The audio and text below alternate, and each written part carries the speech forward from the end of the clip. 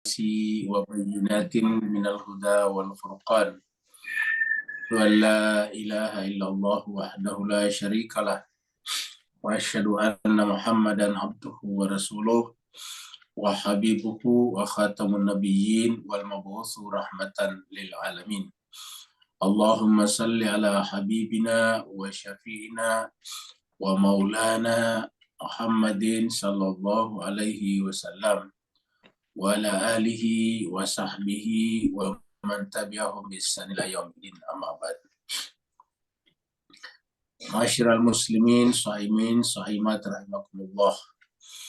Pertama-tama mari kita panjatkan puji dan puja kita Allah Subhanahu wa taala. Karena kepadanya lah kita dianjurkan untuk memuji, karena dia adalah yang paling terpuji. Setiap kita baca Al-Fatihah, maka ayat keduanya adalah Alhamdulillahi Rabbil Alamin. Segala puji bagi Allah SWT, Tuhan seluruh sekalian alam. Pada pertemuan kita pada petang hari ini, kita akan mendapatkan surat baru, yaitu surat Al-Alaq. Surat Al-Alaq yang lebih terkenal di masyarakat kita, surat Iqra. Karena permulaannya adalah Iqra bismi rabbikal ladzi khalaq. Surat Al-Alaq, dan ini adalah sebagian besar atau mayoritas ulama pendapat bahwa ini adalah merupakan surat pertama yang turun kepada Nabi pada saat Nabi sedang berkhalwat, bertahanus di Gua Hira. Cuma tanggalnya, kapannya turunnya berbeda-beda pada setiap kelompok. Di Indonesia dan mungkin juga di beberapa negara di Asia Tenggara mempercayai kalau kejadian di Gua Hira itu adalah tanggal 17 Ramadan. Sehingga kemudian diperingatlah sebagai nuzulul Quran. Tapi di beberapa tempat ada yang percaya kalau pertama kali Iqra turun itu adalah di malam 19 atau pada tanggal 19 malam. Jemaah sekalian, apapun kapanpun terjadinya, yang penting semua sepakat bahwa Al-Alaq adalah turun di bulan Ramadan. Dan mari kita membaca dan mentadaburi surat Al-Alaq ini yang isinya adalah 18 ayat. Karena bersama kita sudah ada Ustaz Safi Soleh. Kita minta kepada beliau dengan segala hormat, semoga Allah SWT selalu memudahkan beliau untuk membimbing kita, memandu kita membaca ayat suci Al-Quran. Dan Bapak Ibu yang ingin ikut membaca ayat suci Al-Quran dengan menggunakan mushafnya masing-masing atau kitab sucinya, bisa buka surat 96. Jadi surat Al-Alaq ini adalah surat 96. Surat Iqra.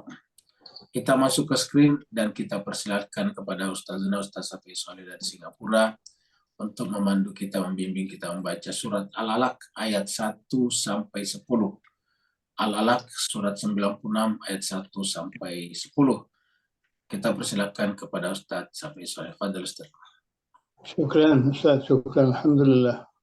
Assalamualaikum warahmatullahi wabarakatuh. Waalaikumsalam warahmatullahi wabarakatuh. A'udzu billahi minasy syaithanir rajim.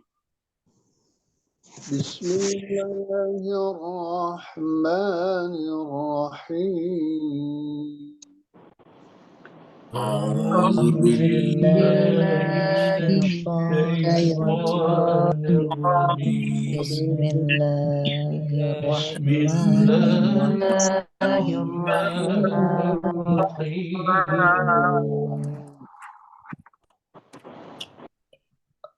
Iqra bismi rabbikal ladzi khalaq. Iqra bismi rabbikal ladzi khalaq. Khalaqal insana min 'alaq. Khalaqal insana min 'alaq. Iqra wa rabbukal akram. الذي علم بالقلم اقرأ وربك الأكرم الذي علم بالقلم علم الإنسان ما لم يعلم علم الإنسان ما لم يعلم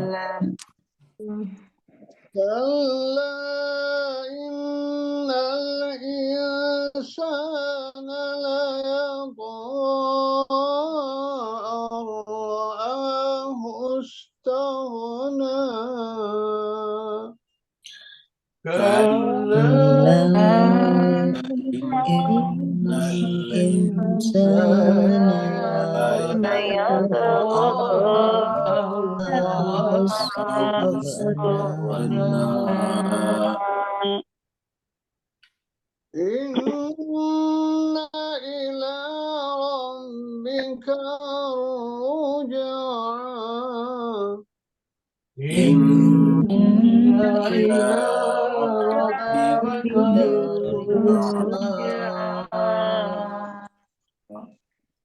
أرأيت الذي ينهى عبدا إذا صلى أرأيت الذي ينهى عبدا إذا صلى صدق الله العلي العظيم صدق الله العلي العظيم. اللهم صل وسلم وزد وبارك على رسول الله وآله على رسول الله وآله اللهم صل على محمد وآل محمد اللهم صل على محمد وآل محمد اللهم صل على محمد وآل محمد. Kita haturkan terima kasih yang setinggi-tingginya kepada Ustaz Safi Saleh yang telah membacakan kepada kita surat Al-Alaq ayat 1 sampai 10. Semoga Allah SWT senantiasa memanjangkan usia beliau, memberikan kesehatan yang lahir dan batin, dunia dan akhirat. Amin, amin. Begitu juga Bapak Ibu semuanya yang ikut membaca Al-Quran, semoga Allah SWT menjadikan ini sebagai perhitungan, sehingga Allah SWT menjadikan Bapak Ibu sekalian nanti selesai Ramadan benar-benar sebagai hambanya yang kembali kepada fitrahnya seperti bayi yang baru lahir dari perut ibunya. Amin. Kita mulai surat Al-Alaq. Jadi surat Al-Alaq ini sangat terkenal di masyarakat kita dengan surat Iqra. Urutannya dalam mushaf kita adalah yang ke-96. Al-Alaq ini kalau di terjemahan versi Indonesia diterjemahkan dengan segumpal darah. Mungkin juga terjemahan di bahasa Malaysia dan Singapura juga mungkin segumpal darah. Secara bahasa al-alaq atau alaq sendiri artinya bergantung. Jadi ya ta'alaq itu artinya tergantung. Jadi alaqa itu tergantung. Makanya lintah juga disebut dengan alaq. Jadi sesuatu yang bergantung. Kenapa? Karena kita lihat nantinya setelah manusia terbentuk, berjumpa antara sperma dan ovum, dia bergantung kepada rahim ibunya. Jadi namanya alaq. Walaupun kemudian diterjemahkan segumpal darah. Apa sebabnya? Karena sebelum maju ilmu kedokteran, ilmu biologi molekuler, orang berpikir kalau yang menjadi manusia itu adalah segumpal darah. Kenapa? Karena wanita kalau tidak sedang hamil biasanya punya periode menstruasi. Yang namanya menstruasi itu mengeluarkan darah, sehingga berpikir bahwa manusia wanita yang sedang tidak subur atau yang tidak sedang hamil itu mengeluarkan darah. Berarti ketika tidak mengeluarkan darah, berarti darahnya itu yang menjadi manusia. Disebutlah dengan segumpal darah. Makanya belakangan ada coba mengkoreksi bahwa sebetulnya bukan segumpal darah. Orang lahir itu dari zigot. Zigot itu adalah perjumpaan antara sperma dan ovum. Seperti yang Bapak Ibu lihat pada ilustrasi yang ada di samping sini. Ya, jadi mungkin ini yang disebut dengan segumpal darah, sehingga disangka segumpal darah.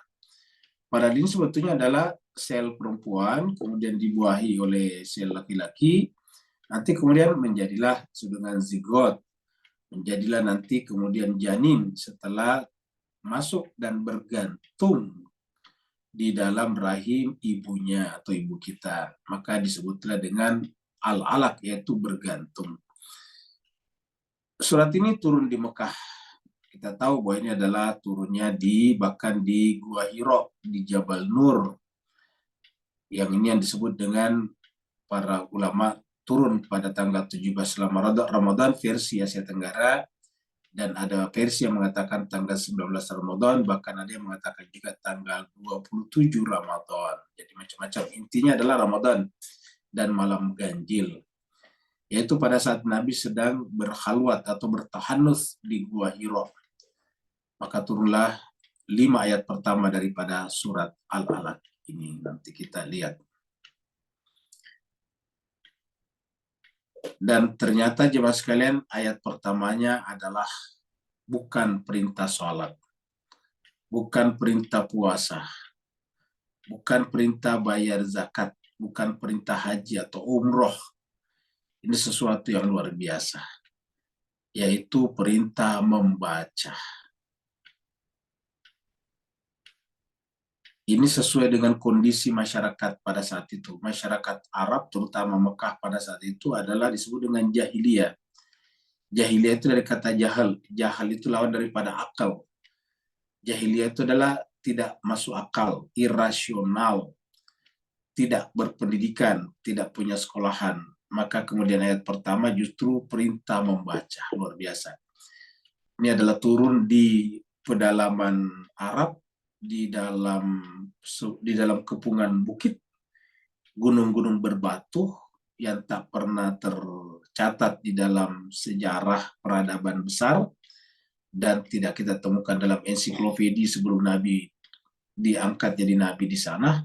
Tetapi tiba-tiba perintahnya adalah membaca, seakan-akan turun di sebuah pusat peradaban besar. Ayat pertamanya adalah A'udzubillahi minasyaitonirrajim, Bismillahirrahmanirrahim. Iqra.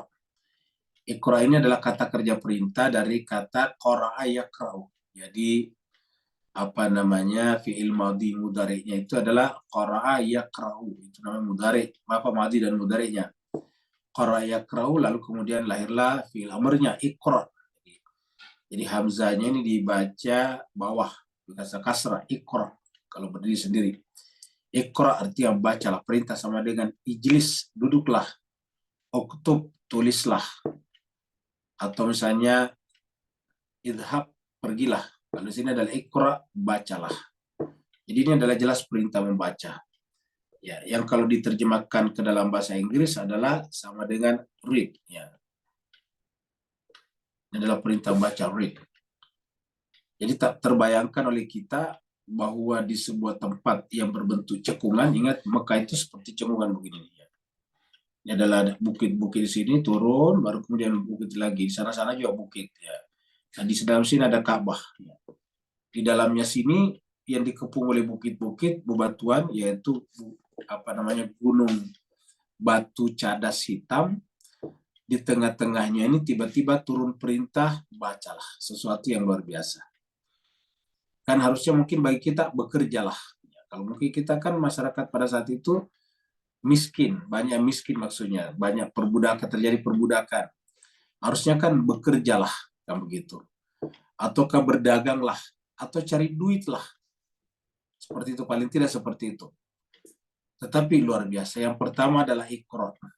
Perlu kita sampaikan Bapak Ibu jemaah sekalian bahwa pada tahun 529, ya, pada tahun 529 itu Raja Romawi yang disebut dengan Raja Justinian itu memerintahkan seluruh sekolah ditutup tahun 529. Jadi 529 itu, ini 529 ya. Masehi ya, 529 Masehi. 529 Masehi Raja Romawi pada saat itu, Kaisar Romawi, Justin itu memerintahkan kepada seluruh sekolah-sekolah ditutup. Luar biasa. Setiap sekolah harus tutup, kecuali sekolah yang berafiliasi ke gereja. Jadi kalau ada sekolah yang buka harus berafiliasi ke gereja, harus berada di bawah naungan gereja.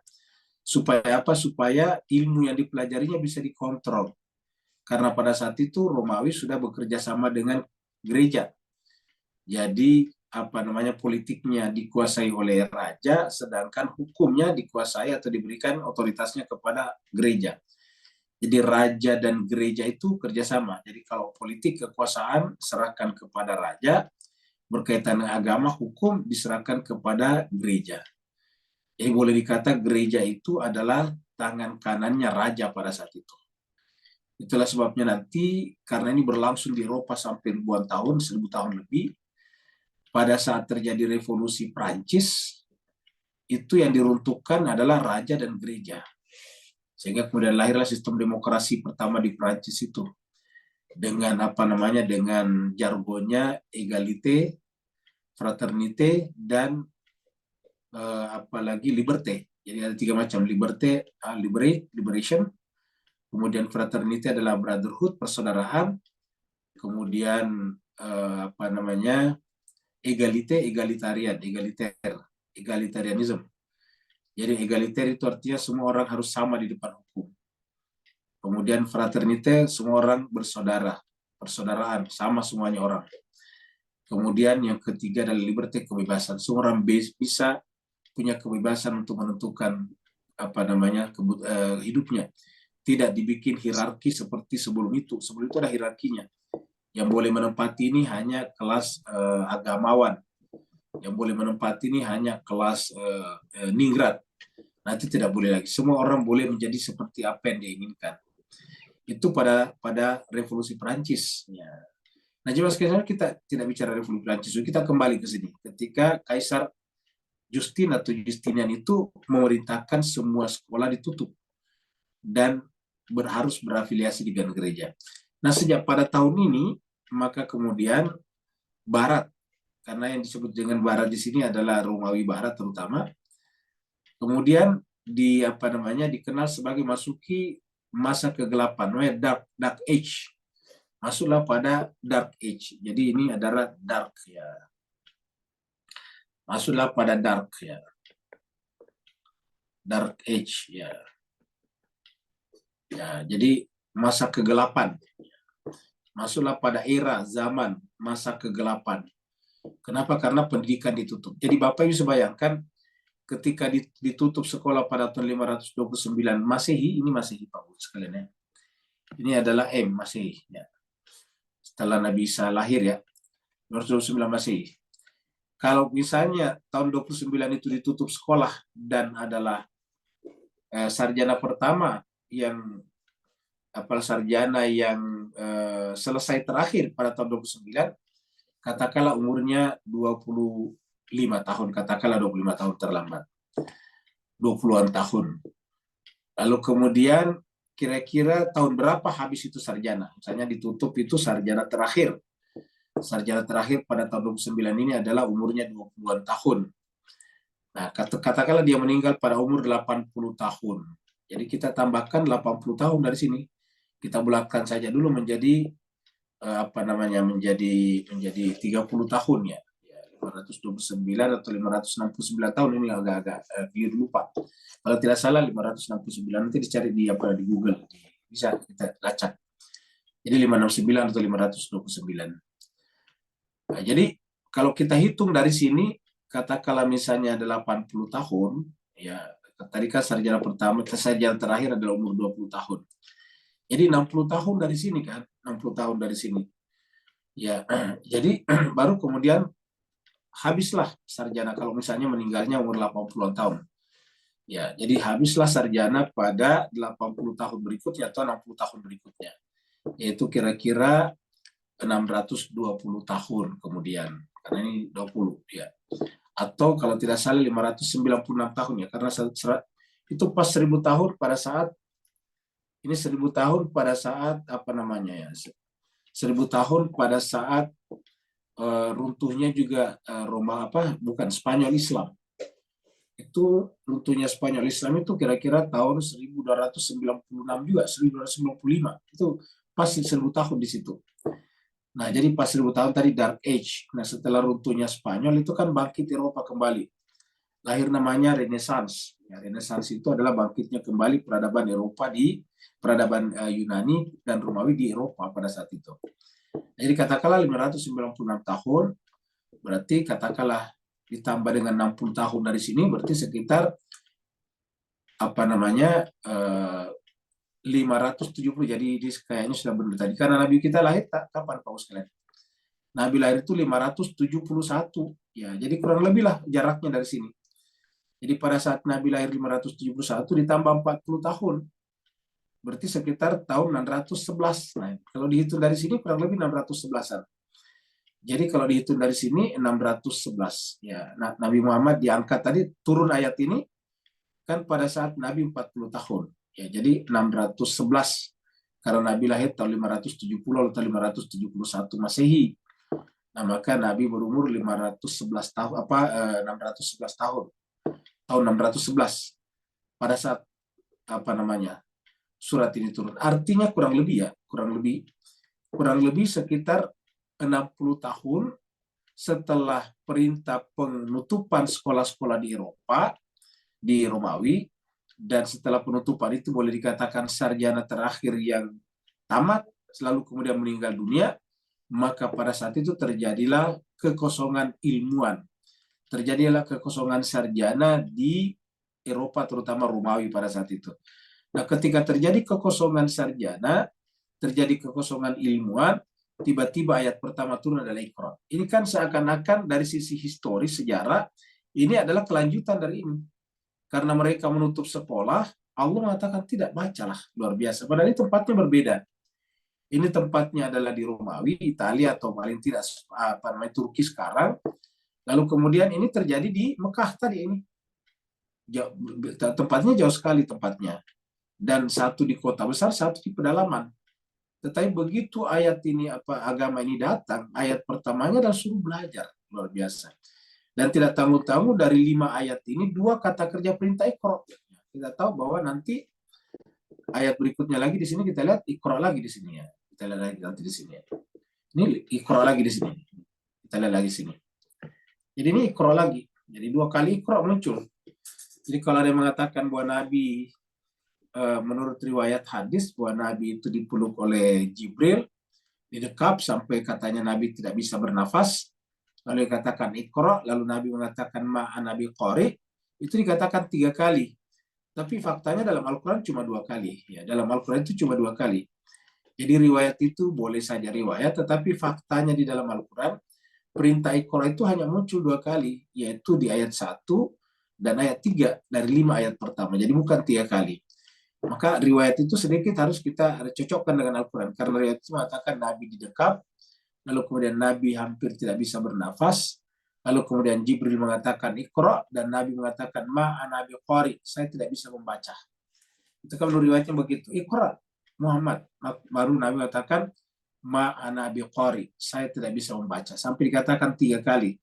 Karena 3 kali juga diperintahkan Iqra. Baru katanya setelah Nabi mengatakan ma'ana biqari, yang ketiga kalinya, lalu keluarlah Iqra bismi rabbikal ladzi khalaq. Nah, kalau memang terjadi seperti itu, berarti kan wahyu itu sebelumnya adalah Iqra, Iqra, dan Iqra. Ya, tetapi ternyata kan tidak begitu. Jadi kita mempertanyakan sedikit riwayat ini. Ada benarnya, tetapi ada yang tidak bersesuaian dengan fakta di dalam kitab suci Al-Quran.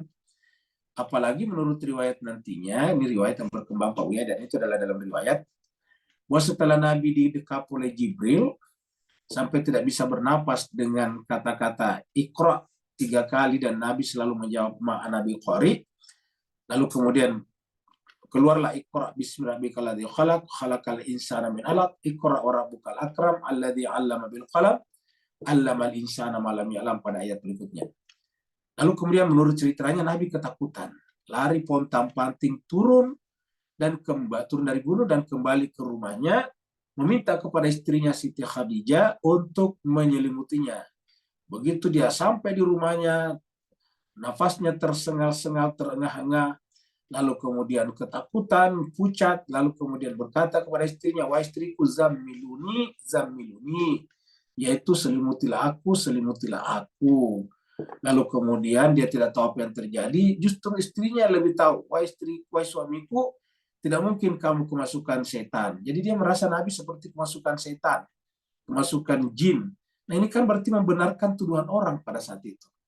Lalu kemudian istri mengatakan, wahai suamiku, tidak mungkin kamu kemasukan setan. Kamu adalah orang yang paling baik di Mekah. Kamu banyak membantu anak-anak, janda-janda, dan sebagainya.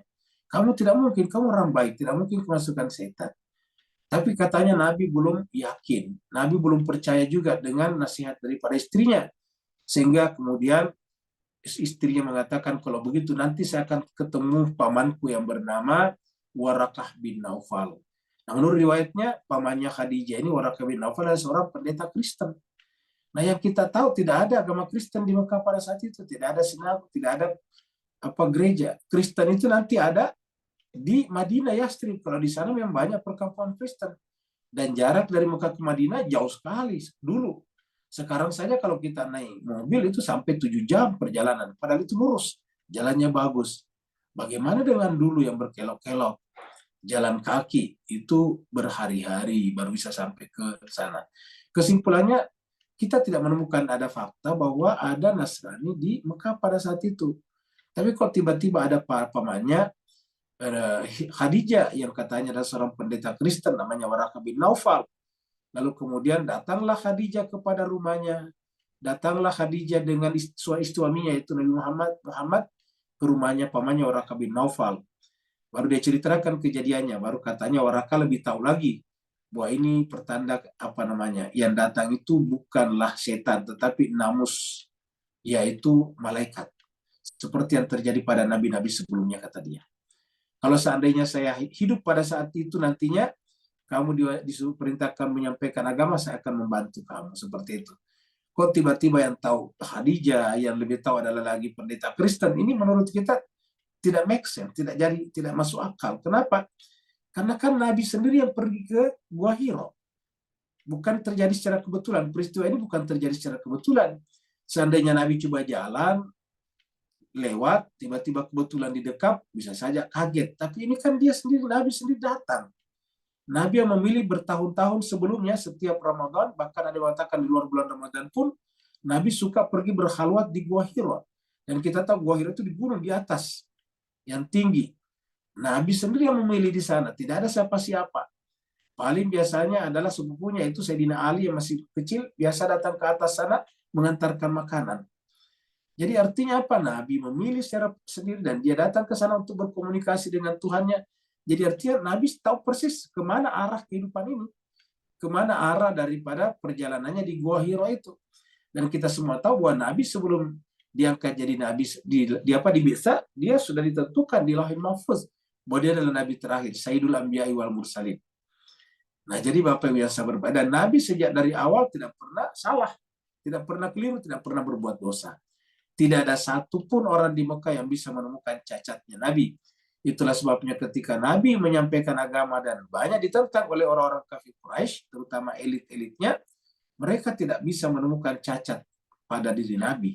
Maka yang diserangnya adalah dengan menciptakan hoax bahwa Nabi Muhammad itu kemasukan setan.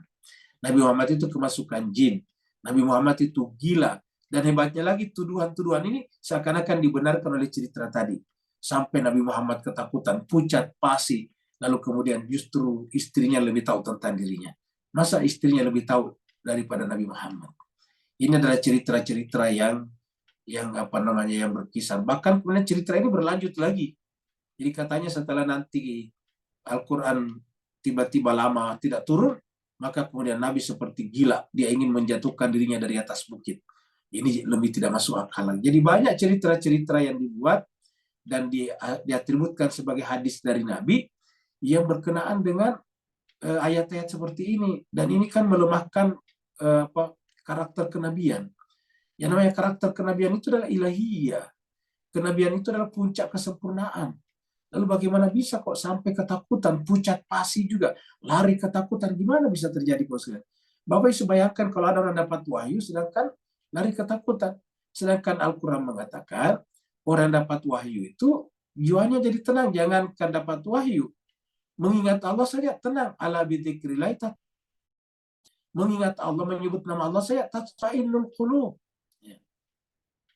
Ya manismuhu dawa wa zikruhu syifa.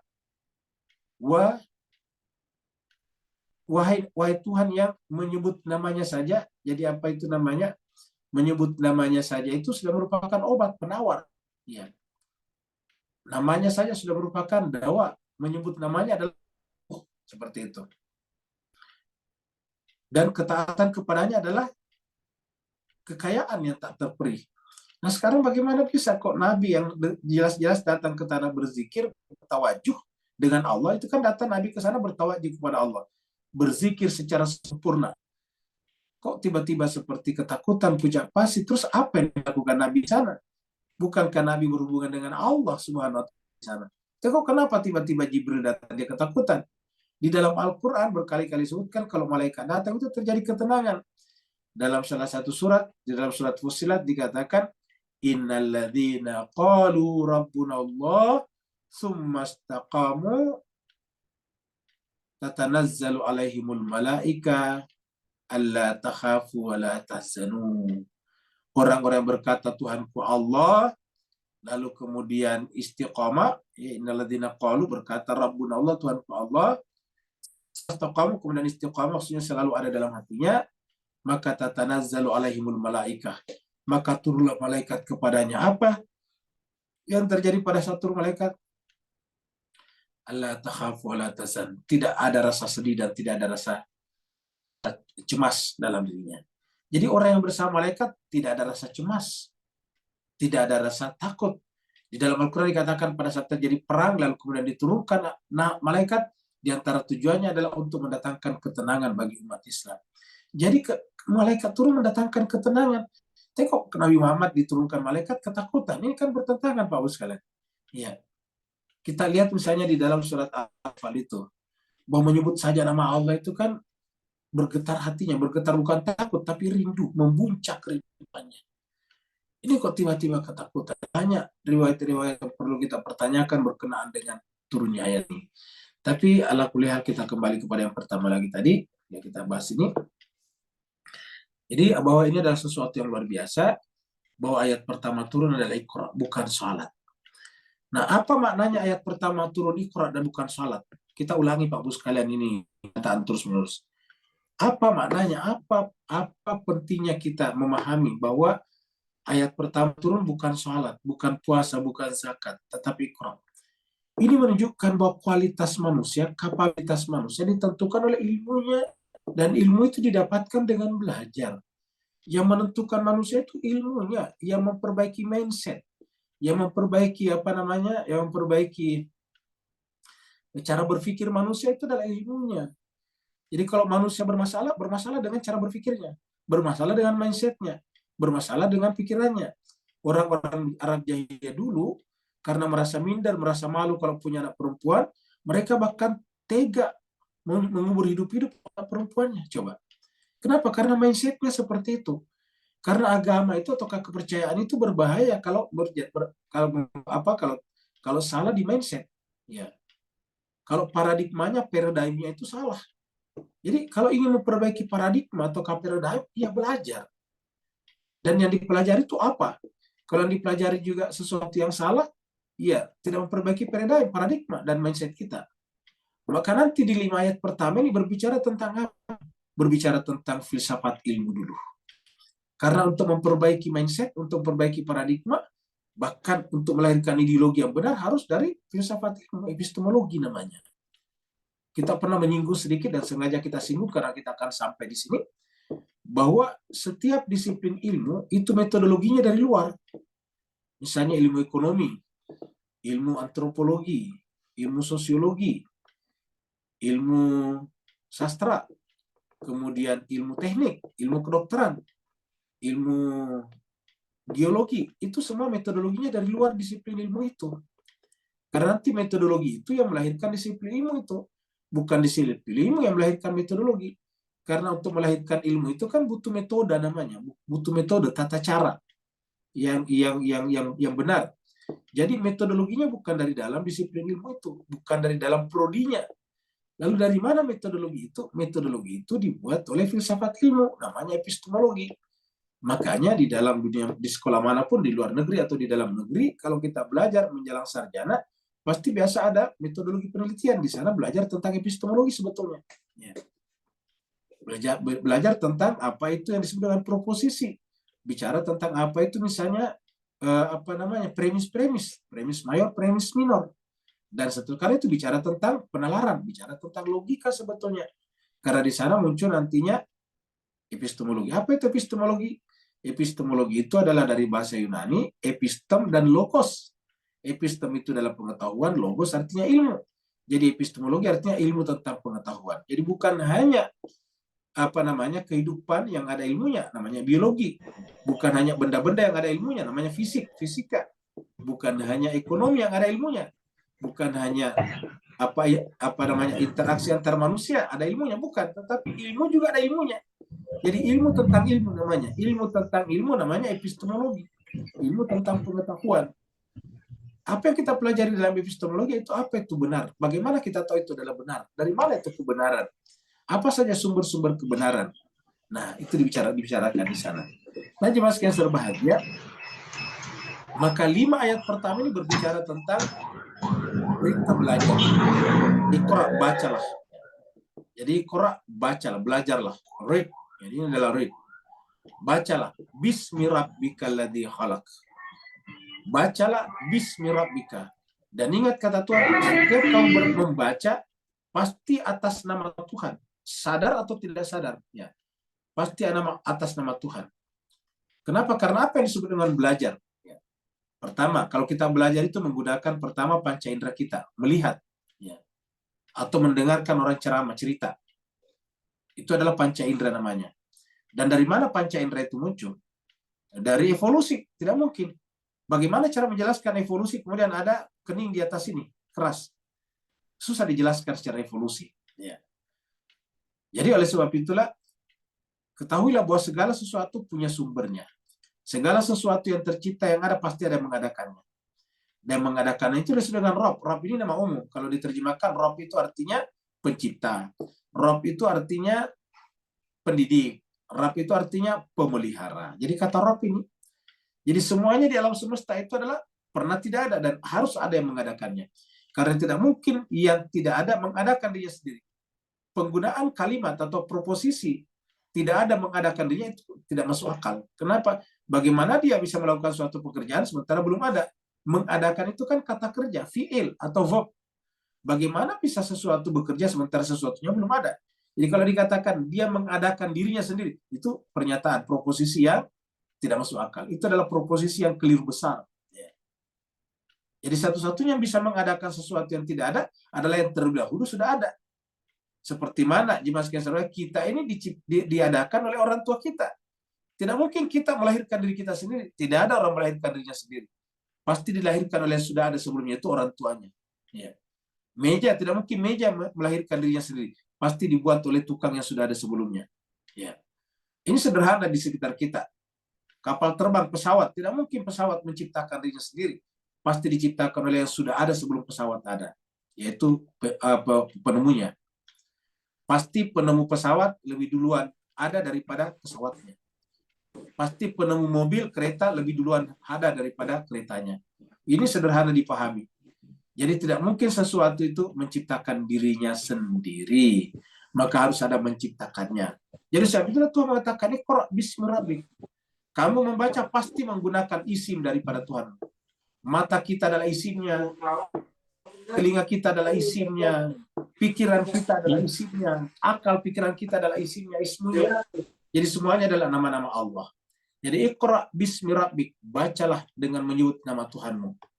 Alladzi khalaq, yang dikatakan dia yang menciptakan ini, khalaq. Jadi artinya apa? Ketika menggunakan kata khalaqa berarti berbicara tentang khalqun, ciptaan. Jadi segala sesuatu ciptaan, kita yang membaca adalah ciptaan, yang kita baca adalah ciptaan. Makanya dikaitkan dengan khalaqa. Karena kita membaca ciptaan, pakai ciptaan apa? Mata kita, diri kita. Lalu yang kita baca apa? Hewan-hewan, tumbuh-tumbuhan, itu kan khalq. Ya. Iqra bismi rabbikal ladzi khalaq. Orang menjadi ahli biologi setelah memperhatikan hewan-hewan, tumbuh-tumbuhan, ahli biologi. Orang menjadi ahli kimia setelah memperhatikan unsur-unsur yang membentuk sebuah senyawa. Ya, ada senyawa seperti air itu senyawa, ada unsur-unsurnya, hidrogen, oksigen. Jadi sudah dengan atom. Nah, jadi jemaah sekalian berbahagia, jadi semuanya itu adalah diciptakan, sudah ada sebelumnya. Jadi ada menciptanya. Jadi Iqra bismi rabbikal ladzi khalaq, luar biasa. Jadi bacalah dengan menyebut nama Tuhan yang menciptakan sesuatu yang tidak terpikirkan oleh mereka, yaitu tentang penciptaan. Kata-kata khalaqa menimbulkan dua unsur, yaitu adanya pencipta dan ada ciptaan. Jadi ada namanya khaliq dan ada makhluk. Relasi khaliq dan makhluk namanya khalq. Nah, seperti itu. Jadi dari kata-kata kerja khalaqa, ya, ini kita lihat dulu sini. Dari kata-kata khalaqa di sini,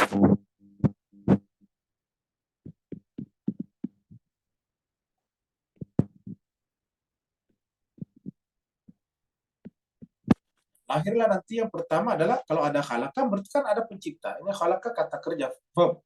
Dalam kaidah bahasa Arab, kalau ada kata kerja selalu ada fa'ilnya, ada pelakunya. Namanya khaliq. Kita tinggal kasih mat di sini. Lahirlah begini, ya. Khaliqun, ya. Jadi khalaqa ada khaliq. Nah, ada juga yang diciptakan, ada yang terkena pekerjaan khalaqa namanya maf'ul, makhluk. Jadi ada makhluk, ya, ini makhluk. Makhluk, ya. Jadi ada makhluk. Nah, relasi antara khalik dan makhluk ini ketiganya ini antara tiga-tiga ini, antara ini, ya, ini dan ini, lahirlah namanya khalq. Khalqun. Khalqun, ya, khalq. Dari kata khalq lahir nanti kata khulq. Apa namanya? Akhlak. Ini dari kata khalq lahirlah kata khulq. Nah, innaka la'ala khuluqin adzim, itu khulq. Ya, jamaknya akhlak. Khalqun ciptaan, ya. Jadi ini adalah ciptaannya, creationnya. Ya, ini adalah to create, ini adalah kreatornya, ini adalah created-nya yang diciptakan, dan ini adalah proses penciptaannya, creationnya. Ya, jadi cuma sekitar saja di khalaqa khaliqun makhlukun ini tidak bisa diciptakan, dibayangkan. Jadi Bapak bisa bayangkan langsung berbicara tentang asal usul segala sesuatu. Ini ayat pertama turun, ya. Iqra bismi rabbikal ladzi khalaq. Langsung disuruh berbicara tentang asal usul segala sesuatu. Bahwa segala sesuatu itu punya asal usul. Karena segala sesuatu selain Allah adalah diciptakan. Dan ada proses pekerjaan namanya khalaq, menciptakan di sana. Dan dalam proses menciptakan pasti ada penciptanya dan ada yang diciptakan. Nah, kita ini dan seluruh alam namanya makhluk diciptakan. Dan yang diciptakan nanti itu bergantung kepada penciptanya. Nanti muncullah kata-kata alaq di sini. Luar biasa. Ya. Jadi Iqra bismi rabbikal ladzi khalaq. Dan ini nanti kemudian ketika turun surat pertama yang sempurna, jadi berdasarkan riwayat, setelah surat Al-Alaq masih ada surat lainnya turun tapi tidak sempurna juga. Yang sempurna sebagai satu surat turun pertama kali menurut riwayat adalah Al-Fatihah. Dan apa isinya Al-Fatihah? Dimulai dengan bismi. Bismillahi. Sudah dijelas. Jadi Rabb kamu itu adalah Rabb yang harus disembah. Rabb yang satu-satunya yang pantas disembah. Siapakah namanya pantas disembah? Bahasa Arabnya ilahun. Ketika dia menjadi ma'rifah, satu-satunya, karena satu-satunya yang pantas disembah, namanya al-ilah. Disambung menjadi Allah. Jadi Bismillahirrahmanirrahim. Yang pertama diperkenankan adalah pengasih dan penyayang. Jadi Iqra bismi rabbikal ladzi khalaq.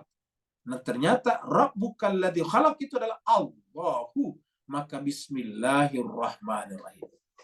Ini kan alurnya Bapak Ibu sekalian luar biasa sebetulnya Al-Quran. Ya. Khalaqal insana min 'alaq. Yang pertama dibicarakan adalah manusia. Kenapa manusia? Kenapa tidak pohon-pohon? Karena pohon-pohon tidak bermakna, pohon-pohon tidak menjadi ilmu, tumbuh-tumbuhan, hewan-hewan, alam semesta tidak menjadi ilmu.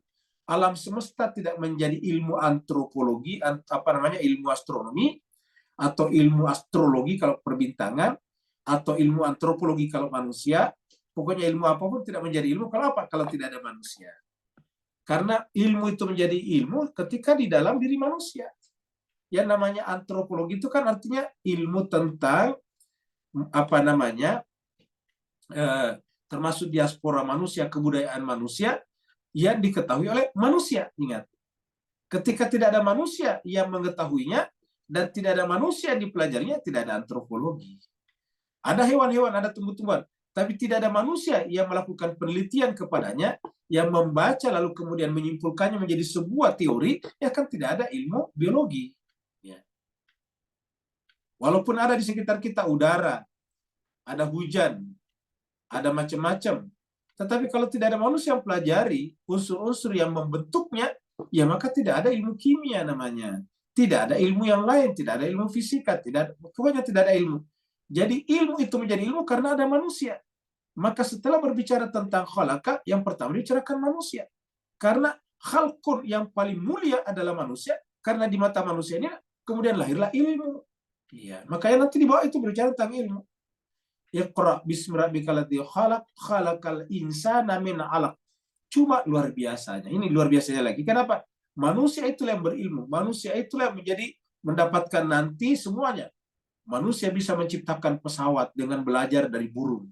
Manusia bisa membuat kapal selam dengan belajar dari ikan. Manusia bisa membuat kereta api dengan belajar dari ular. Manusia bisa membuat membuat kereta atau ke mobil belajar dari kuda misalnya, bakal lebih hebat lagi daripada hewan-hewan itu. Manusia bisa menciptakan pesawat lebih cepat daripada burung manapun. Manusia bisa menciptakan kapal selam lebih hebat dari ikan paus manapun. Begitulah seterusnya. Tetapi pada saat yang sama, manusia itu sesuatu yang bergantung.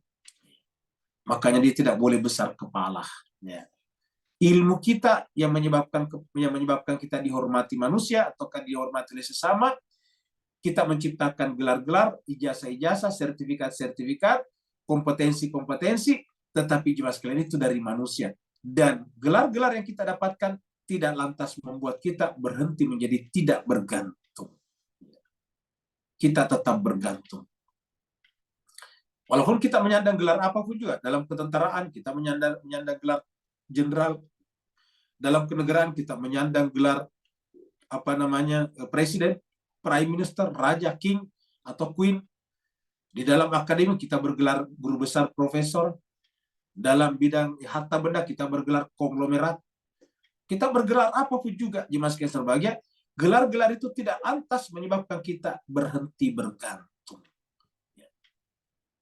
Walaupun kita seorang jenderal, bintangnya 4 di pundak, bahkan ada yang 5, tetapi tetap tidak bisa hidup tanpa udara. Walaupun dia bergelar presiden, raja atau ratu, tetap tidak bisa hidup tanpa air minum. Walaupun dia bergelar apapun juga, dia menjadi pemain sepak bola terkenal di dunia, tetapi dia tidak bisa hidup tanpa berpijak di bumi.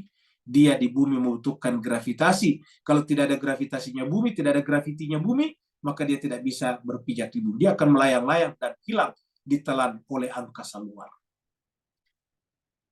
Jadi artinya apa? Itu dari sisi fisik. Dan siapakah semuanya yang menciptakan itu? Siapakah semuanya yang meng-create yang disebut dengan udara tadi? Siapa yang meng-create air minum tadi? Siapa yang meng-create gravitasi bumi tadi? Siapa yang meng-create temperatur di sekitar kita? Allah. Rabbuka. Iqra bismi rabbikal ladzi khalaq. Khalaqal insana min 'alaq. Dia menciptakan manusia tetapi tetap dia bergantung. Dan karena bergantung kepada sesuatu di sekitarnya dan sesuatu di sekitarnya bergantung kepada penciptanya, maka hakikat manusia bergantung kepada Rabbnya, Rabbuka. Jadi bergantung kepada Rabbnya. Makanya kebergantungan itu harus dia sadari. Kesadaran itu melahirkan apa yang disebut dengan syukur. Imma syakira wa imma kafura.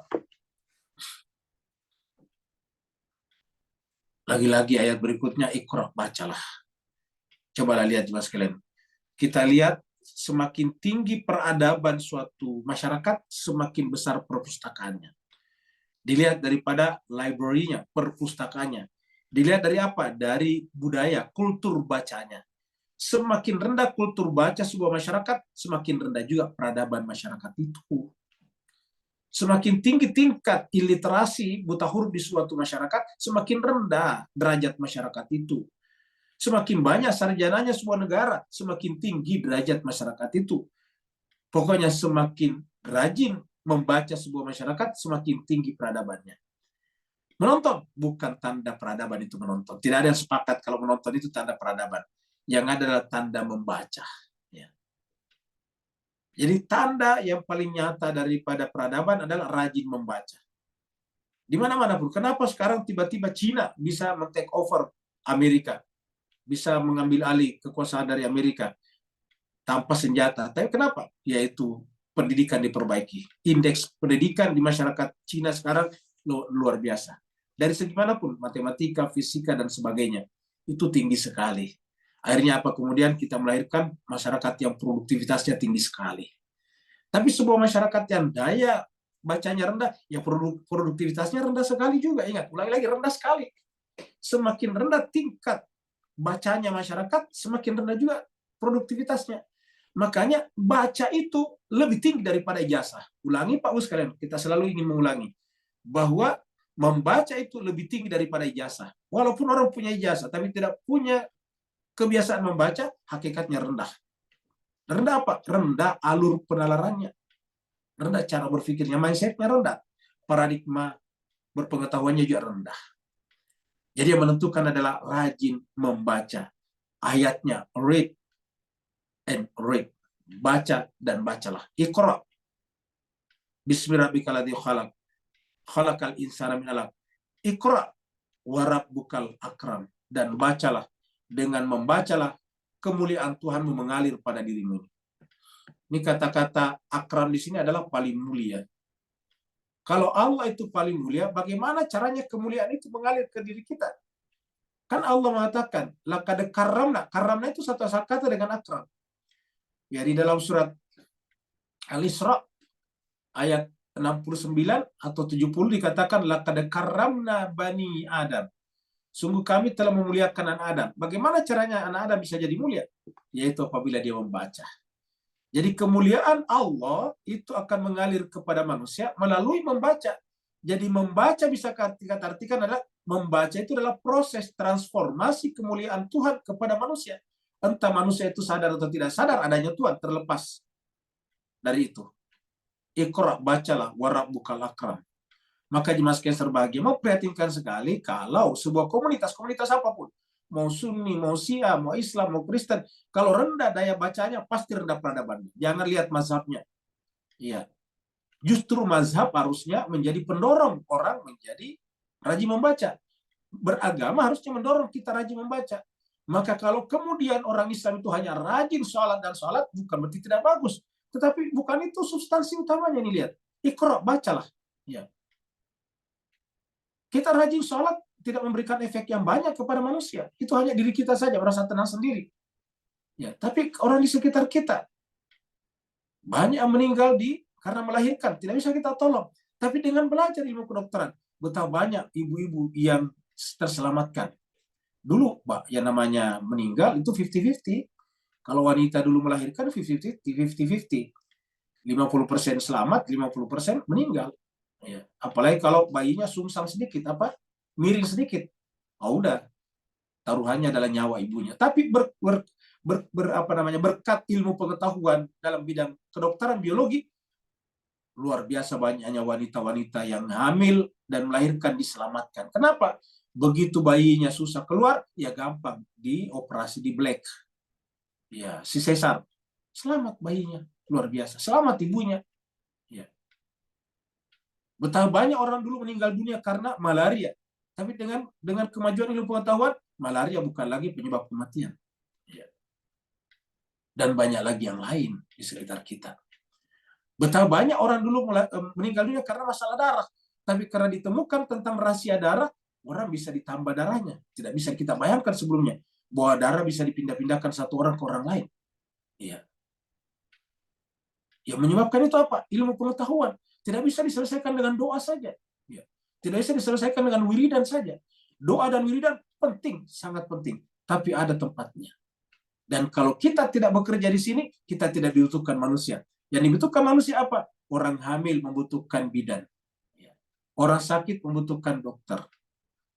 Orang yang beternak membutuhkan sarjana peternakan untuk membantu dia supaya peternakannya bisa lebih berlipat ganda hasilnya. Petani membutuhkan sarjana pertanian supaya bisa membuat bagaimana caranya hasil pertanian meningkat berkali lipat daripada sebelumnya. Gimana caranya bisa mengatasi penyakit-penyakit pertanian. Gimana caranya meningkatkan pengelolaannya lebih efektif dengan menciptakan teknologi pertanian. Semuanya ilmu pengetahuan, Pak Ibu sekalian. Kita sekarang bisa berjumpa di sini karena teknologi. Ya. Karena internet, karena laptop, karena handphone. Kalau kita masih mengandalkan doa dan jin, tidak bisa kita berjumpa di sini, Pak Ibu sekalian. Bapak-bapak di seluruh di berbagai tempat bisa menyaksikan saya, mendengar suara saya. Ini tidak bisa kita bayangkan sebelumnya. Jangankan 100 tahun yang lalu, 1000 tahun yang lalu, 50 tahun yang lalu tak terbayangkan. 50 tahun yang lalu mayoritas kita tidak punya telepon. Kalau ada telepon mahal sekali. Kalau mau bicara harus pergi ke kantor telegram, berteriak-teriak. Tapi sekarang semua orang punya handphone. Bisa berbicara dengan keluarganya, anaknya, orang tuanya yang ada di negara lain. Yang jaraknya berpuluh ribu kilometer. Kenapa? Karena ilmu pengetahuan. Ya. Sekarang orang bisa membuat gedung-gedung bertingkat. Kenapa? Karena ada lift. Ada listrik mengangkat orang ke atas. Coba Bapak sekalian renungkan. Bisakah kita membuat bertingkat 30, bertingkat 100 misalnya, kalau tidak ada lift? Ya tidak bisa. Siapa mau tinggal di lantai atas? Tapi karena ada lift, dan tahu lift itu teknologi. Itu adalah menggunakan penggerak listrik, dinamo. Dan itu adalah ilmu pengetahuan. Maka luar biasa. Allah mengatakan, kemuliaan Allah akan pindah kepada kalian melalui pengetahuan. Iqra wa rabbukal akram. Bacalah. Tuhanmu maha mulia dan kemuliaannya dipindahkan kepada kamu melalui proses belajar membaca. Yang tertinggal di umat Islam kita sekarang adalah, mohon maaf, sangat rendah semangat bacanya. Walaupun ayat pertamanya Iqra, kenapa? Tiba-tiba yang populer di tengah umat Islam bukan Iqra, tetapi salatlah, berdoalah, berzikirlah. Padahal ayat pertama jelas-jelas. Semua sepakat, Paul sekalian. Ini ayat pertama adalah Iqra, bacalah. Tapi ini jarang diamalkan. Kita merasa tenang kalau sudah selesai salat, tapi tidak pernah merasa tenang kalau belum membaca. Kita merasa gelisah kalau belum salat, merasa gelisah kalau belum berzikir, tapi kita belum pernah merasa gelisah kalau belum membaca dalam satu hari. Ya. Rendah sekali tingkat kemampuan membaca kita. Dan ini yang menyebabkan kenapa 56 negara anggota OKI itu boleh dikata tidak diperhitungkan di seluruh dunia. Karena dia menjadi semacam buih saja di atas lautan. Dan inilah yang dikatakan Nabi, suatu saat umat Islam ini banyak, tetapi dia seperti buih di atas lautan. Dia terombang-ambing oleh ombak. Dia seperti hidangan di atas meja makan, diperebutkan oleh orang-orang. Dan itu yang terjadi pada umat Islam. Suatu saat datang suatu zaman nantinya, masjid-masjid ada, tapi kualitasnya umat Islam tidak ada. Al-Quran banyak dicetak, tetapi kualitas umat Islam tidak ada. Kenapa? Karena rendah dari sisi Iqra. Maka Bapak Ibu jemaah sekalian berbahagia, untuk meningkatkan kualitas umat Islam, rajin membaca. Maka Bapak Ibu sekalian, saya lihat di grup-grup kita setiap hari ada doa. Jarang kita dengarkan. Pernahkah Anda membaca buku ini? Sudah berapa buku yang Anda baca? Jarang kita dengarkan. Iqra wa rabbukal akram. Ini Al-Quran, bukan saya yang bilang, Bapak Ibu sekalian. Ini adalah Allah yang bilang. Ini Al-Quran adalah Allah. Kalau Bapak Ibu keberatan dengan pernyataan saya, yang dikeberatan adalah pernyataan Allah dalam Al-Quran. Karena ini Iqra, perintah, kata kerja perintah. Ya. Dan inilah kata kerja perintah yang langsung, tidak menggunakan kata kerja bantu. Kalau salat menggunakan kata kerja aqama yuqimu, aqimis shalah. Salatnya tidak langsung, tidak mengatakan salu, tapi aqimis shalah. Zakat menggunakan kata atayati atuz zakah. Puasa menggunakan kata kutiba alaikumusiyam. Ya. Tapi Iqra menggunakan kata qara, yaqra, Iqra, bacalah. Tidak menggunakan kata bantu. Tidak menggunakan auxiliary verb. Langsung menggunakan kata Iqra. bacalah warabbukal akram alladzi 'allama bil qalam. Nah, kenapa? Makanya dia mengajarkan Allah, mengajarkan kita melalui apa? Melalui membaca. Ya. Jadi kalau ingin diajari oleh Allah, membacalah. Karena dengan membaca, alladzi 'allama bil qalam. Caranya Allah mengalirkan kemuliaannya adalah dengan mengajarkan kepada mereka yang belajar membaca, yang membaca. Alladzi 'allama bil qalam. Apa al-qalam di jemaah sekalian? Al-qalam ini mempunyai dua makna. Yang pertama adalah para nabi dan rasul, orang suci. Yang kedua adalah seluruh alam semesta. Iya. Burung-burung adalah kalamnya Allah. Karena dengan itu kita bisa bikin pesawat. Ikan-ikan di laut adalah kalamnya Allah. Dengan itu kita bisa bikin kapal dan kapal selam. Gunung-gunung adalah merupakan kalamnya Allah. Karena dari situ kita bisa bikin rumah-rumah, gedung-gedung bertingkat. Allama bil qalam. Alladzi 'allama bil qalam. Dialah Allah yang mengajarkan manusia bil qalam, dengan perantaraan qalam. Ya. Alladzi 'allama bil qalami. Bapak Ibu sendiri jemaah sekalian sudah rasakan. Kalau kita mendengarkan ceramah dari seseorang, ustadz, ulama atau apapun juga, itu beda rasanya kalau sumbernya itu banyak membaca dengan sedikit membaca. Ya, beda sekali. Kalau ada kita orang dengarkan membaca itu sangat luas spektrumnya, broad spektrum, luas sekali ilmunya, ya pasti rajin membaca. Ya. Kalau tidak rajin membaca, ya ilmunya sedikit sekali. Jadi oleh sebab itulah ini sangat menentukan. Allama bil qalam. Jadi kalau ingin diajari oleh Allah, ini kan allama ini adalah dia, Pak. Ini Allah di sini. Jadi dia sendiri, Allah sendiri di sini. Ya. Allah sendiri pekerjaannya mengajar ini. Sama waktu kita membahas surat Al-Baqarah ayat 31. Allama Adamal asma kullaha. Dia mengajarkan Adam seluruh nama-nama. Kembali ke atas tadi, Iqra bismi rabbik. Allama Adamal asma kullaha. Di sini kalau mau diajari oleh Allah, ya membaca. Karena dengan membaca, alladzi 'allama, dia Allah yang akan mengajarkan dengan perantaraan kalam. Untuk apa? Supaya kemuliaannya pindah kepada kita yang membaca. Alladzi 'allama bil qalam. Jadi kalau umat Islam ingin kembali kepada kemuliaannya atau menemukan kemuliaannya, ya dia harus rajin membaca. Kalau tidak membaca, ya tidak bisa. Tetap aja hanya menjadi orang bangsa paria, menjadi umat paria. Dia hanya bergantung pada orang lain, bergantung pada orang tidak beragama. Ya, bergantung kepada orang lain, agama lain. Padahal dia mengaku agamanya paling benar. Agama Islam ini adalah al-Islamu ya'lu wa la yu'lalai. Islam itu artinya paling tinggi dan tidak ada mengatasinya. Tapi faktanya umatnya gimana? Ya. Faktanya adalah kita sangat pariah, bergantung kepada orang lain. Kita tidak punya jembatan kalau tidak dibangunkan jembatan oleh orang lain. Kita tidak punya kereta cepat kalau tidak dibangunkan kereta cepat oleh orang lain. Kita tidak punya mobil kereta kalau tidak dibikinkan kereta oleh orang lain. Kita tidak punya handphone kalau tidak dibikinkan handphone oleh orang lain. Kita tidak punya internet kalau tidak dibangunkan internet oleh orang lain. Kita adalah bangsa yang benar-benar bergantung kepada orang lain. Alladzi 'allama bil qalam. 'Allamal insana ma lam ya'lam.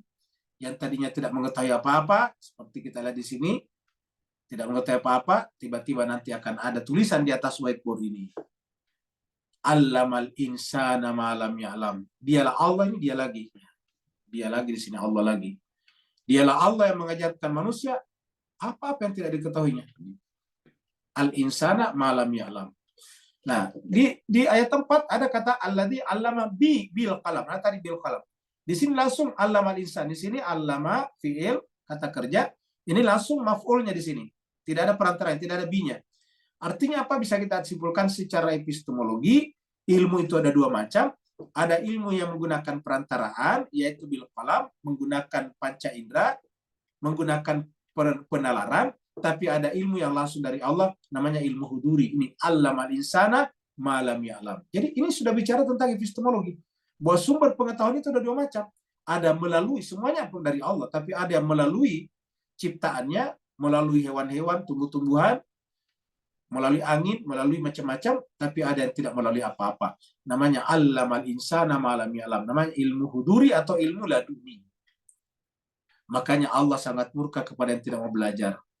Ayat berikutnya langsung dikatakan tokoh, ini ilustrasinya kita harimau. Harimau ini galak, Pak, tetapi tetap hewan namanya, Pak. Ya, namanya saja raja, tetapi raja tetap raja, tetapi tetap tidak bisa menaklukkan manusia. Ini kan namanya raja hutan. Ya. Tetapi tetap aja hewan. Walaupun dia hebat, walaupun kalau kita diadu secara fisik kalah kita. Tapi karena kita punya otak, terancam punah ini harimau ataukah singa kalau bukan karena lindungi oleh negara. Kenapa? Karena manusia bisa menggunakan akal pikirannya untuk merangkap si raja hutan ini. Kalla, sekali-sekali tidak. Innal insana layatagha. Ingat tadi, allamal insana malam ya'lam. Tapi insan itu menjadi tidak ada apa-apanya. Kapan? Apabila layatagha. Kita sudah bahas dulu ini atogha. Tiba-tiba bersifat melampaui batas. Kenapa dia melampaui batas? Karena emosionalnya telah mengalahkan rasionalnya. Emosinya mengalahkan rasionya. Ya, dengkulnya mengalahkan otaknya. Apabila dengkulnya mengalahkan otaknya, maka manusia layatagha, yaitu ar-ra'u stagna, merasa dirinya sudah cukup, tidak perlu belajar lagi. Cukup sembahyang saja, salat saja, puasa Senin Kamis saja, membaca doa-doa saja, wiridan-wiridan saja, membaca saja al-ma'surat setiap hari. Merasa cukup seperti ini jelas bagian. Maka dikatakan ar-ra'u stagna apabila merasa diri sudah cukup ini. Kalau merasa sudah banyak ilmunya, sudah pintar, sudah selesai. Padahal ia namanya belajar itu prosesnya berlangsung terus sampai kapan? Ila rabbika rujaa, sampai kembali kepada Allah ini. Prosesnya belajar itu sampai ila rabbika rujaa. Kata Nabi, belajar itu dari buayan sampai liang lahat. Minal mahdi ilal lahdi. Ya. Kita harus belajar terus-menerus. Sampai kapanpun juga. Sampai kapan? Sampai masuk ke liang lahat. Ilal lahdi. Laki-laki ataupun perempuan. Faridatun ala kulli muslimina wal muslimat. Wajib bagi laki-laki maupun perempuan. Lagi-lagi kita percepat bos kalian akhirnya karena waktu kita sangat terbatas. Nah, barulah kemudian muncul sholat. Kita lihat di sini. Itulah. Jadi sholat itu menjadi enak kalau sudah berilmu. Ini baru sholat muncul. Kita lihat. Ara'aita alladhi yanha. Bagaimana pendapatmu? Ya. Ara'aita, sudahkah engkau telah melihat? Alladhi, orang yang yanha, melarang orang. Melarang, menghentikan orang untuk seorang hamba. Abdan iza sholat, apabila sholat. Nah, jemaah sekalian, perhatikan di sini. Jadi belajar itu nanti akan membuat kita meyakini kita ini tergantung. Karena kita tergantung, namanya kita adalah abad. Apa itu abad? Hamba sahaya. Karena kita seorang hamba, untuk selalu menunjukkan ketaatan kita kepada majikan kita, Rob kita, maka sholat. Maka sholat ini adalah wujud syukur kita sebagai hamba. Karena kalau hambanya Allah, berarti dia mulia. Kalau hambanya harimau, tentu dia rendah. Ya. Ara'aita alladhi yanha abdan idza sholat. Jadi, untuk menjadi abad, butuh namanya ma'rifat kepada Allah. Bagaimana cara ma'rifat kepada Allah? Belajar. Iqra, dan iqra. Cuma sebagai waktu kita sudah habis, tinggal 5-6-7 menit. Kita sisakan waktu untuk diskusi bareng beberapa saat. Jadi ya pembahasannya tidak bisa tuntas sekali. Pernah kita sampaikan bahwa ini kalau per 10 ayat memang lama. Apalagi kita ini bahkan per 10 ayat pun dengan intensitas pertemuan 2 kali sehari selama bulan Ramadan, 3 kali selama 1 minggu di luar bulan Ramadan. Tetapi ini sekarang adalah Ramadan yang keempat. Dan bisa dipastikan kita belum tamat, belum selesai 30 juz pada Ramadan ini. Sepertinya maksimal kita bisa baca sampai surat Al-Zalzalah. Iza zulzilatil ardu zilzalaha. Karena setelah surat Al-Alaq ini, surat 96, kita baru masuk kepada surat Lam yakunil ladina kafar, surat Al-Bayyinah. Ya. Jadi besok pagi baru selesai surat Al-Alaq, berarti besok sore baru kita surat Al-Bayyinah. Besok sore itu adalah sudah -2 Lebaran. Jadi paling kita selesai nanti sampai pada surat Al-Zalzalah. Iza zulzilatil ardu zilzalah, ataukah surat Al-Qariyah, paling jauh gitu. Jadi masih ada tersisa beberapa surat lagi. Kita nanti selesaikan di luar bulan suci Ramadan. Mohon maaf atas segala kekurangan. Terima kasih atas segala keikutsertaannya berpartisipasi dalam niat untuk belajar, karena kita datang ke sini adalah dalam rangka menjalankan tadi perintah Iqra. Iqra 2 kali. Iqra bismi rabbikal ladzi khalaq, Iqra wa rabbukal akram. Yang mau bertanya dipersilakan. Waalaikumsalam. Waalaikumsalam warahmatullahi wabarakatuh. Silakan Pak Nur.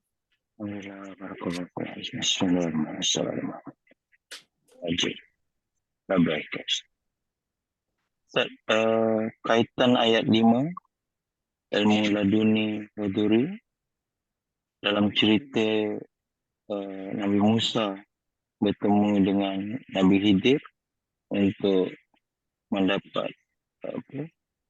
satu pembelajaran. Kemudian derajat muqaddas itu di mana direct berlakunya pembicaraan dengan Allah tadi di lembah suci tadi, beri pencerahan dan teguran yang kami terlepas pandang Ustaz dalam ayat 5 ni, serta kaitan antara kisah Musa dengan Nabi Khidir serta pertemuan dengan Allah tadi Ustaz. Maaf. Baik, terima kasih banyak Pak Nur. Jadi Bapak sekalian, kita lihat lagi di sini ada dua jenis ilmu ya tadi di atasnya ini. Ini kita sebut dengan ilmu dengan perantaraan, perantara kolam. Kolam ini kan alam semesta ya. Ya, Nabi adalah perantaraan bagi kita, karena kalau bukan Nabi kita tidak berpengetahuan. Ya, jadi al-qalam ini bisa bermakna Nabi, orang suci. Kita bisa baca dalam surat Nun wal qalami wa ma yasturun. Ya. Nah, ini bisa juga bermakna seluruh alam semesta. Makanya Nabi Muhammad itu kan disebut rahmatan lil alamin, karena seluruh alam semesta terkandung pada dirinya. Dan seluruh alam semesta mengandung dirinya. Itu. Jadi alladzi 'allama bil qalam. Allah yang mengajarkan dengan perantaraan, ini binya dengan perantaraan. Kalau ilmunya dengan perantaraan namanya ilmu husuli, ilmu dengan hasil. Ilmu dengan proses, ya, perantaraan, ada proses penginderaan dan penalaran di sana. Ada proses penginderaan, kita melihat burung terbang, kita mendengarkan suara-suara sehingga kita tahu namanya ilmu gelombang. Nah, itu namanya bil qalam. Tapi yang kedua ini adalah allamal insana. Tidak ada binya, langsung allama, dia mengajarkan. Al-insan ini langsung maf'ul namanya, objek. Jadi ini adalah kata kerjanya, ini adalah fi'il madhi past tense, ini langsung objeknya. Dia Allah, pelakunya dia di sini. Karena di dalam kata mudhaf madhi itu selalu sudah ada pelakunya sebetulnya di dalamnya. Yaitu kalau di sini adalah orang ketiga tunggal, dia. Dia Allah yang telah mengajarkan manusia. Malam ya'lam. Jadi semua yang kita ketahui dari dia. Allamal insana malam ya'lam. Tapi di sini artinya ada ilmu yang langsung dan ada ilmu yang tidak langsung. Ilmu yang tidak langsung tadi ada binya bil qalam. Dan di sini adalah ilmu langsung, Allah mengajarkan manusia. Jadi kita sebut ini sebagai ilmu huduri. Yang di dalam surat Al-Kahfi yang ditanyakan tadi Pak Nur, namanya ilmu laduni namanya, sama saja. Disebut ilmu huduri karena hadir langsung dalam diri orang itu. Disebut laduni karena dari sisi Allah SWT. Itu di dalam surat Al-Kahfi. Kita lihat dalam surat Al-Kahfi di sini ya.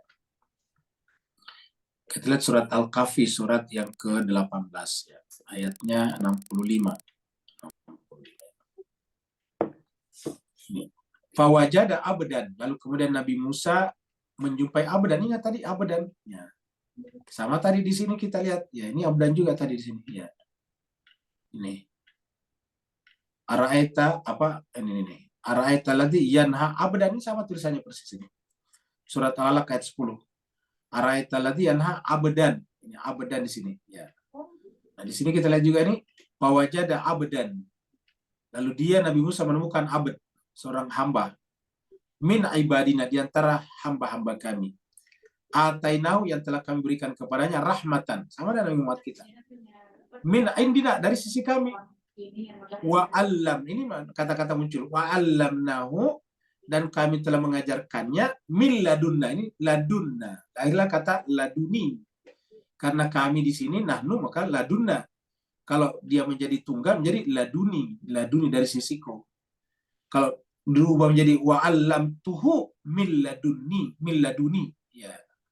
Ilma, saya mengajarkan kepadanya min laduni, dari sisiku. Nah, ini disebut dengan ilmu laduni. Jadi disebut dengan ilmu laduni.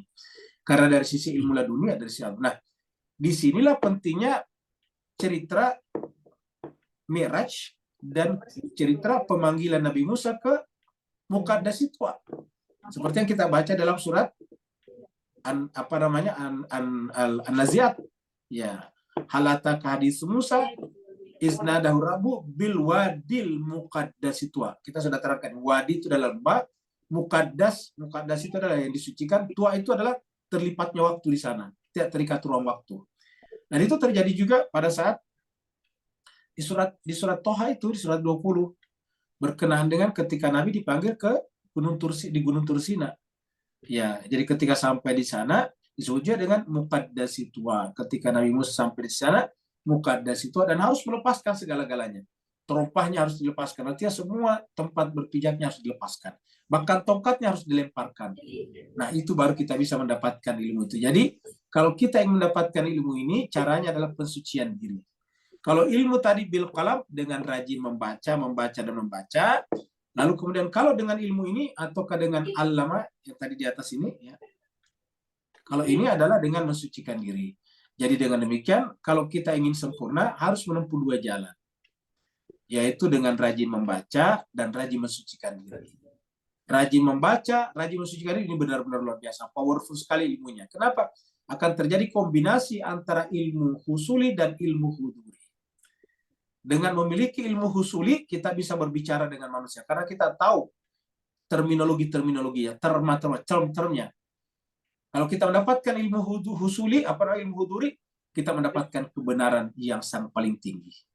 Bayangkan kalau kebenaran yang paling tinggi kita bahasakan dengan bahasa ekonomi, bahasa filsafat, bahasa antropologi, bahasa ilmu komputer, ini luar biasa sama sekali. Makanya harusnya umat Islam itu adalah paling powerful ilmunya kalau benar-benar mengamalkan ini. Jadi inilah saya kira makna daripada pertanyaan daripada Pak Nur. Kalau tidak ada pertanyaan lagi, Bapak sekalian, kita akhiri sampai di sini. Terima kasih banyak atas Ada di chat room, Ustaz. Ada di chat ya? Ya, baik. Kalau ada di chat, kita ke chat room dulu. Kita ke chat room, kita lihat siapa yang bertanya di sini. Ya, ini dari Pak Burhan ya. Dari Pak Burhan, bagaimana versi Ahlul Bait mengenai turunnya ayat Iqra kepada Rasulullah SAW? Ya, sebetulnya hampir sama saja. Intinya adalah tidak terjadi seperti tadi. Yaitu tidak terjadi tadi Nabi ketakutan, kemudian pucat, pasi. Dia tidak tahu kalau itu adalah malaikat Jibril, berkonsultasi dengan istrinya, bahkan berkonsultasi dengan orang Nasrani.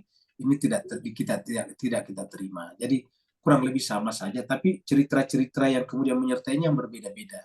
Ya, kalau kita biasa saja di Gua Hira, datang tadi ayat Iqra bismillahirrahmanirrahim khalaq kali tidak dramatis seperti yang kita dengarkan di tempat lain, yaitu didekap sampai Nabi tidak bisa bernafas. Ya, kan begitu. Padahal Jibril kan bukan benda.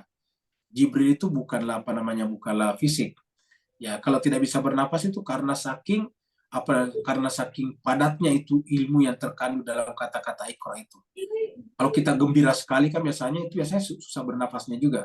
Susah bernafas bukan karena ingin mati, tetapi karena saking indahnya sesuatu itu. Ya, begitulah juga pada zaman Nabi kita. Apalagi kemudian nanti setelah ayat tidak turun, terus kemudian Nabi berpikir untuk bunuh diri, ini jelas ini bertentangan dengan jiwa kenabian. Tetapi tentu saja di sini kita menghormati perbedaan. Inilah pendapat kami, tapi kita menghormati pendapat yang berbeda. Apa sebabnya? Memang manusia diciptakan berbeda-beda. Kata pepatah, rambut sama hitamnya, tetapi isi kepala berbeda-beda. Terima kasih banyak. Walafuminkum. Wassalamualaikum warahmatullahi taala wabarakatuh. Waalaikumsalam.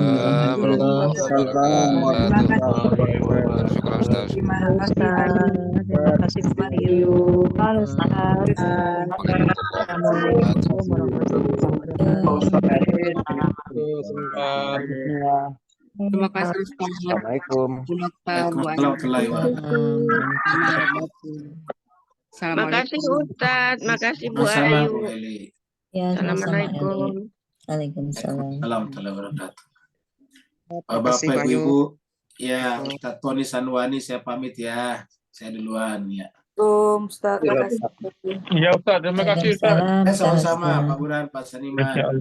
Wah, Nana duluan ya. Alhamdulillah.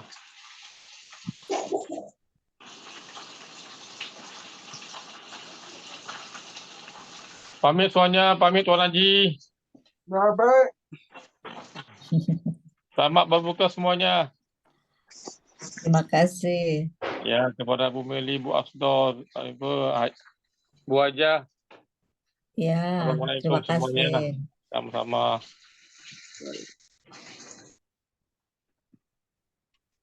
Pamit semuanya. Assalamualaikum. Waalaikumsalam warahmatullahi wabarakatuh.